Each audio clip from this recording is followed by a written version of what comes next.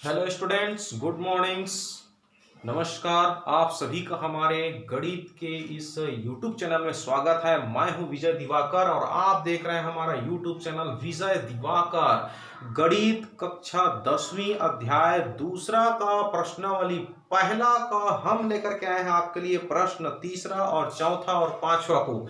इसके पहले आप जो पहला वीडियो है उसमें आप देख लिए होंगे प्रश्न पहला और दूसरा। आप नहीं देख पाए हैं तो हमारे चैनल को सब्सक्राइब करके आप देख सकते हैं हमारा वीडियो पार्ट 1 को। इसमें सब पूरा डिटेल से बताया गया है। चलिए शुरू करते हैं प्रश्नावली पहला का प्रश्न तीसरा और चौथा को। सबसे पहले मैं सवाल करता हूं आपके सामने। समीकरण बनाना है। इस कथन को पढ़ करके, इस स्टेटमेंट को पढ़ करके आपको समीकरण बनाना है। समीकरण कैसे बनाना है मैं आपको बता रहा हूं, बिल्कुल आसान से जुबानी भाषा में, चुटकी बजाते ही आप सीख जाएंगे। देखिए, एक फल की दुकान पर, एक फल की दुकान है, वहां पर 2 किलोग्राम सेब हम खरीदते हैं और 1 किलोग्राम हम अंगूर जब खरीदेंगे, 2 किलोग्राम सेब और 1 किलोग्राम जब हम अंगूर खरीदेंगे तब हमको कितना पैसा देना पड़ेगा? 160 रुपया। ध्यान दीजिए, उसी दुकान पर 4 किलोग्राम सेब और 2 किलोग्राम अगर हम अंगूर क्रय करते हैं तब हमको देना पड़ेगा 300 रुपया। तो इसका समीकरण बनाना है। कैसे समीकरण बनेगा? तो हमको सबसे पहले पता होना चाहिए 1 किलोग्राम अंगूर और 1 किलोग्राम सेब का कीमत, तो वो हमको नहीं मालूम। तो हम क्या करेंगे, यहां पर सबसे पहले हमको कुछ मानना पड़ेगा। माना कि उस दुकान पर 1 किलोग्राम सेब का मूल्य, 1 किलोग्राम सेब का जो मूल्य है वो है x रुपीस। मान लो 1 किलोग्राम सेब हम खरीदेंगे तो x रुपीस देना पड़ेगा। और इसी तरह से 1 किलोग्राम अगर हम अंगूर लेते हैं वहां पर, तो 1 किलोग्राम अंगूर का जो मूल्य है वो मान लीजिए y रुपीस है। यहाँ पर 1 किलोग्राम अंगूर का कीमत y रुपीस है। अब समीकरण बनेगा। ध्यान दीजिए दोस्तों, 2 किलोग्राम सेब का कीमत अब कितना होगा? यहां लिखा है प्रश्न में 2 किलोग्राम। 1 किलोग्राम का तो x रुपीस है, हमको पता चल गया है। तो 2 किलोग्राम का कितना होगा? 2x होगा। 3 का 3x, 4 का 4x, 5 का 5x होगा, 6 किलो का 6x होगा। सीधी सी बात है, 2 किलोग्राम का 2x होगा। अब 1 किलोग्राम अंगूर का मूल्य, 1 किलोग्राम अंगूर का कीमत है y, तो यहां पर 1 किलोग्राम का 1y, दोनों को मिला देंगे तो 2 किलोग्राम तथा 1 किलोग्राम का कीमत मिल जाएगा 160 रुपया। दोनों को मिलाने के लिए प्लस करो और बराबर में लिख दो 160 रुपया। चलो नीचे आते हैं।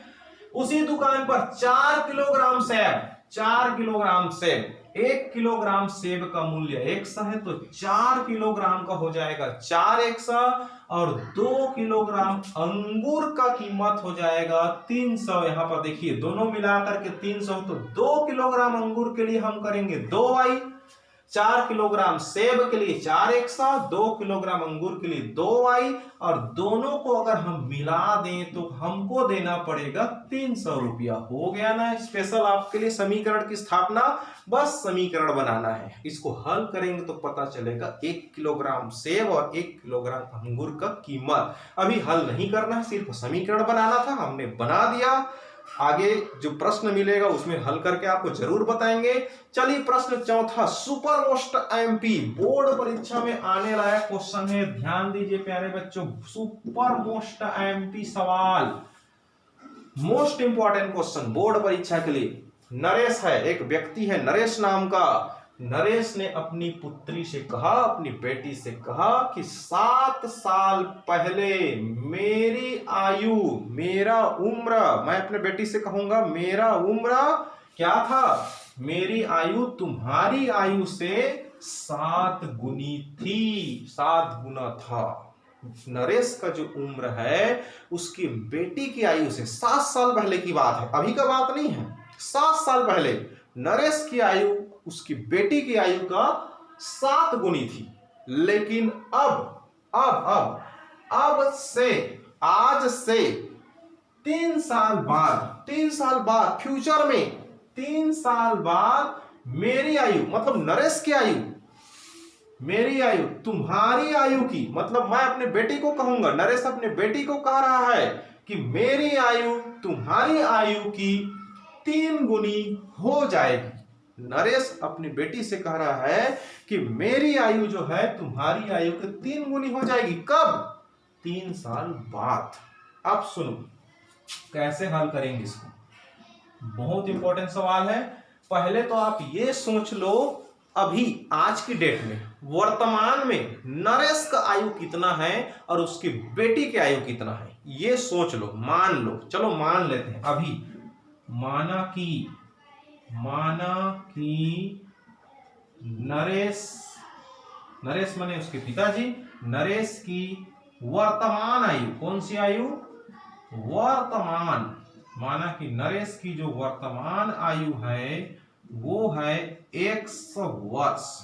मान लो नरेश की वर्तमान आयु है 100 वर्ष और उसकी जो पुत्री है, उसकी जो पुत्री की जो आयु है, पुत्री की वर्तमान आयु जो है वो है मान ली जाए y वर्ष। ये लो, ठीक। नरेश की वर्तमान आयु 100 वर्ष और उसकी जो पुत्री है उसकी वर्तमान आयु y वर्ष है। अब आपको क्या करना है, देखो 7 साल पहले चले जाओ। मान लो अभी नरेश 30 साल का है तो 7 साल पहले तो 7 घटाना पड़ेगा आपको, तो 23 साल हो जाएगा। मान लो 7 साल पहले की हम बात करें तो अभी जो x है उसमें 7 घटाना पड़ेगा, 7 साल पहले के लिए घटाना पड़ेगा और बाद के लिए जोड़ना पड़ेगा, है ना मजे की बात। तो यहां पर हम करेंगे प्रथम शर्त से। प्रथम शर्त जो दिया है सवाल में, प्रथम शर्त से देखो पहला शर्त क्या है यहां पर, 7 वर्ष पहले, 7 साल पहले नरेश की जो आयु है, नरेश की आयु, उसकी पुत्री की जो आयु था उसका क्या था, 7 साल पहले मेरी आयु तुम्हारी आयु से 7 गुनी था बोल रहा है। तो प्रथम शर्त से 7 वर्ष पहले नरेश की जो आयु है उसको लिखूंगा 1 ऋण 7। ये देखो 1 अभी का है, 7 साल पहले 1 ऋण 7। तो फिर उसकी पुत्री की आयु को भी लिखना पड़ेगा मेरे को, पुत्री की आयु भी क्या हो जाएगी, y ऋण 7 लिखना पड़ेगा। 7 साल पहले वो भी छोटी थी, उसके में भी 7 साल घटा दिया मैंने, पिता के में 7 साल घटेगा तो पुत्री के में भी 7 साल घटेगा, घटा दिया। अब क्या कह रहा है सुनो, 1 ऋण 7 जो है नरेश की आयु है और y ऋण 7 जो है उसकी बेटी की आयु है। नरेश की आयु उसकी बेटी की आयु का कैसा था, ये जो है इसका 7 गुना था, पुत्री की आयु का 7 गुना, जिसका 7 गुना होता है उसी में 7 का गुणा किया जाता है। ये 7 गुना है इसका, आप कंफ्यूज मत होइए, ये 7 गुना है तो आप सोच रहे होंगे इसमें 7 का गुणा करें, नो नो नो, ये 7 गुना किसका है, उसकी बेटी का 7 गुना है, तो उसकी बेटी में 7 का गुणा करेंगे, तभी बीच में बराबर का अर्थ निकलेगा, दोनों पक्ष बराबर है। यहां पर ये ज्यादा है ये कम है, पिता की आयु ज्यादा है पुत्री की आयु कम है, लेकिन बीच में क्या चिन्ह है, बराबर, हमको आयु बराबर करना है, इसलिए पुत्री की आयु में अगर मैं 7 का गुणा करूं तभी तो बराबर आएगा ना।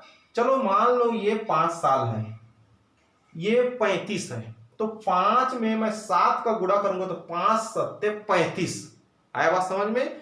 इसलिए यहां पर y-7 में पुत्री में 7 का मैंने गुणा कर दिया। चलो इसको हल करता हूं, 1 ऋण 7, 7 का गुणा कर दिया 7y और 7 सत्ते हो गया 49। अब y वाले को उस तरफ ले जाइए और उसमें y नहीं हो उसको इस तरफ लाइए, या सबको आप उधर पक्षांतर कर दीजिए। चलो सबको पक्षांतर कर देते हैं, 1 ऋण 7, 7y उधर गया, ऋण का 7y, 49 भी उधर चला गया, धन का 49, इस पर क्या बचा 0। और हल कर देते हैं, 1 और 7y को एक जगह रखिए, 1 ऋण 7y और 49 और 7 देखो ये धन का 49 है, ये ऋण का 7 है, धन ऋण घटता है तो ये हो जाएगा कितना, धन का 42 बराबर जीरो। ये आ गया पहला समीकरण। पहला समीकरण निकल गया, 7 साल पहले की कहानी है ये पहला समीकरण। अब बात करते हैं हम लोग फ्यूचर का। देखो अब से 3 साल बाद, 3 साल बाद सुनो दूसरा शर्त से, प्रश्न में जो दूसरा शर्त है वो दूसरा शर्त क्या कहता है, 3 वर्ष बाद, 3 साल बाद।